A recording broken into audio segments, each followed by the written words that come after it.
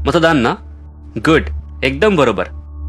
पण हा, मतदान करण्यासाठी उचललेलं बोट ईव्हीएमच्या बटनावर पोहोचेल या दरम्यान आठवा, उद्धव ठाकरेंनी त्या 2.5 वर्षात अवघा महाराष्ट्र कसा घशात घातला.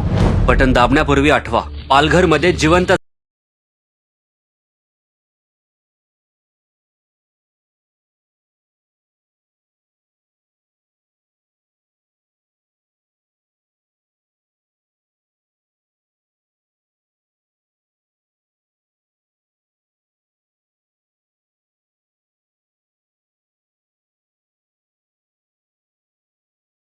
जय श्याम, राष्ट्र प्रथम, वंदे मातरम, हर हर महादेव. मित्रों, आज महाराष्ट्र में चुनाव है. अब आप सबको अधिक समझाने की आवश्यकता नहीं है. आप सबको मैं 2-3 बातें समझाऊंगा. अगर आप लोग समझ गए तो अच्छी बात है. वोट देने से पहले आपको सिर्फ 1-2 चीज़ों को याद करना है. सबसे पहला चीज़ आप क्या याद करेंगे? क्या आप चाहते हैं कि इसी तरीके से गुंडागर्दी चलती रहे? पहला चीज आपको याद करना है, जो महाराष्ट्र में लाडली बहन योजना मिल रहा है, इससे कितनी महिलाओं ने लाभ उठाया है. अगर भारतीय जनता पार्टी हटी तो क्या ये योजना का लाभ आपको मिलेगा? क्या उन महिलाओं को जो सहयोग राशि मिल रही है वो बीजेपी के हटने के बाद भी मिलेगी? नहीं मिलेगा. याद रखना है. अब दूसरा जो याद रखना है, अभी जो बस में किराए जो है काफ़ी कम किए गए महिलाओं के लिए, क्या वो सुविधा आपको सरकार बदलने के बाद मिलेगी? नहीं मिलेगी. अभी मित्रों, जिस तरीके से महिलाएं स्वतंत्र हैं, हम आप गौरव के साथ घूम रहे हैं, क्या बाद में घूम पाएंगे? इस बात की क्या गारंटी है कि कोई लांडा बांग्लादेश जैसा, बंगाल जैसा हाल महाराष्ट्र में नहीं करेगा? इस बात की क्या गारंटी है कश्मीर जैसा हाल नहीं होगा महाराष्ट्र में? क्योंकि कुछ पार्टियां तो ऐसी हैं जो सरेआम औरंगजेब को अपना बाप मानती हैं.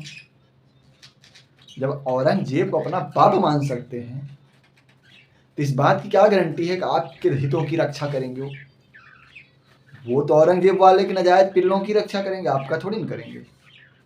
मेरे बात थोड़े से कड़वे हैं, परंतु हम वही बोलूंगा जो सच है, क्योंकि हम यहाँ पर आपको खुश करने नहीं आए हैं. वोट देने से पहले आपको 2-3 चीज़ याद रखो. आपके बच्चों का अच्छा भविष्य चाहिए या फिर बच्चों के हाथ में पत्थर चाहिए? आपकी बहन बेटियां स्वतंत्र सम्मान के साथ घूमने की स्वतंत्रता चाहिए या फिर लव जिहाद में फंसा करके 35 से 70 टुकड़े होने चाहिए? आपके माता पिता का जो बुढ़ापा है, धर्म कार्य मंदिर में जाए सम्मान मिले या फिर मंदिर में जाए तो उनको पत्थर मिले?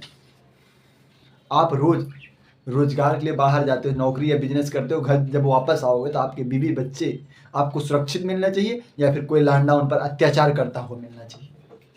इन बातों को विशेष तौर पर ध्यान में रखो. वोट देने से पहले इस बातों को याद रखो. मैं नहीं कहूंगा आप किसको वोट दो, जिसको वोट देना उसको दो, पर इन बातों को याद रखो. अगर आपके अंदर इतनी ताकत है, आप इतने पावरफुल हैं कि आप ये सब बर्दाश्त कर सकते हैं, तो बिंदास जिसको वोट देना दो. मैं इतना पावरफुल नहीं. मेरे लिए मेरी फैमिली इंपॉर्टेंट है. मेरी शादी तो नहीं हुई है, पर अगर शादी हुई मेरे बच्चे मेरे लिए इंपॉर्टेंट होंगे, मेरी पत्नी मेरे लिए इंपॉर्टेंट होगी. हम उसके स्वाभिमान के सम्मान के साथ खिलवाड़ नहीं कर सकते. आप कर सकते हैं क्योंकि आप पावरफुल हैं. हो सकता है अगर वोट देने से पहले इन बातों को ध्यान नहीं दें. हमारे लिए हमारा राष्ट्र ही सब कुछ है. आपके गिले शिकवे हो सकते हैं, लाख शिकायतें हो सकती हैं सत्ता से, परंतु जब बात राष्ट्र की आती है, जब बात मातृभूमि की आए, तो उन शिकायतों को साइड में रखो और राष्ट्र हित में खड़े हो जाओ. आपका वोट, आपके परिवार का वोट राष्ट्र हित में होना चाहिए. शपथ ले लो अपने बच्चों की, शपथ ले लो भगवान की, शपथ ले लो अपने आप के, अपने माता पिता की, आपका वोट राष्ट्र हित में ही जाना चाहिए. अब राष्ट्र किसके हाथों में सुरक्षित है ये आपको तय करना है.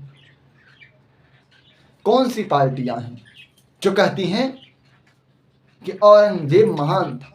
कौन सी पार्टियां हैं जो औरंगजेब का महिमा मंडन करती हैं? वही औरंगजेब भारत को लूट रहा, औरतों के साथ क्या क्या बर्बरता हुआ था.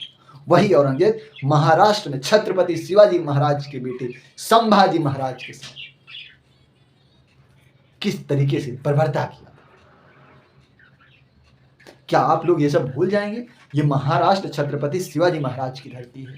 छत्रपति शिवाजी महाराज कभी औरंगजेब के साथ संधि नहीं की, युद्ध किए और उनका महिमा मंडन करने वाले पार्टियों को क्या आप वोट देंगे? तो छत्रपति शिवाजी महाराज को क्या जवाब देंगे, क्या उत्तर देंगे?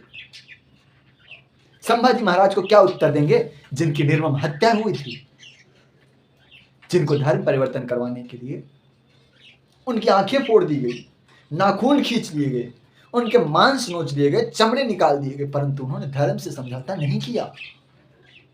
क्या आप उन्हें ये बोलोगे 500 रुपए और एक बियर की बोतल पर आपने समझौता कर दिया, उनके बलिदान को भूल गए?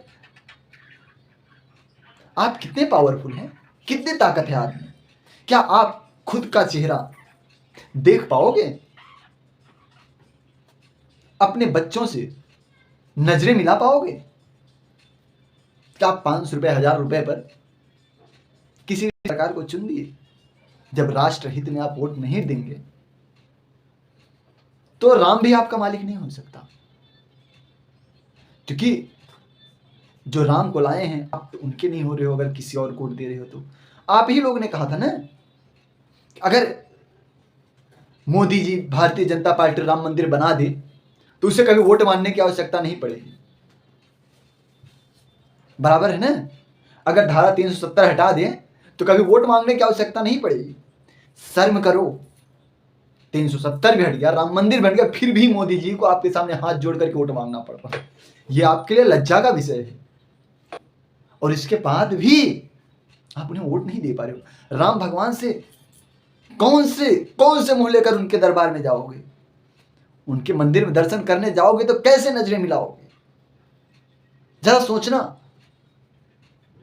अपनी बाणी को विराम देता हूं। जय श्री राम, जय मां भारती, हर हर महादेव। वोट देने से पहले ये वीडियो अंत तक जरूर देख लेना, और अगर आप वोट दे चुके हो तो उस तक जरूर पहुंचाना जिसने वोट अभी नहीं दिया है। राधे राधे।